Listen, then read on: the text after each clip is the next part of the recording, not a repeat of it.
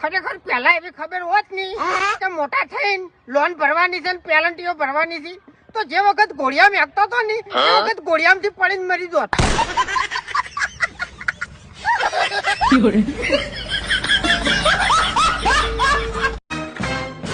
સવારે એક છોકરે ઓટોગ્રાફ માંગ્યો. હવે ઓટો એટલે રિક્ષા તો હું લાવી દઉં પણ આ ગ્રાફ ચોથી લાવો.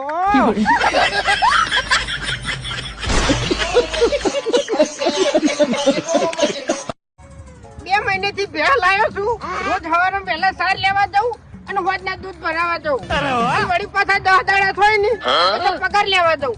એના પગારનું હું ખોણ લાવું અને વળી પાછો સવારે વહેલા સાર લેવા જાઉં. સાર લઈને વળી પાછું દૂધ ભરાવા જાઉં અને વળી પાછા 10 દાડા થાય ને એટલે પગાર લેવા જાઉં અને એના પગારનું વળી પાછું હું ખોણ લાવું. એટલે મને એ ખબર પડતી નહીં કે બેહને હું રાખું છું, બેહ મને રાખે છે.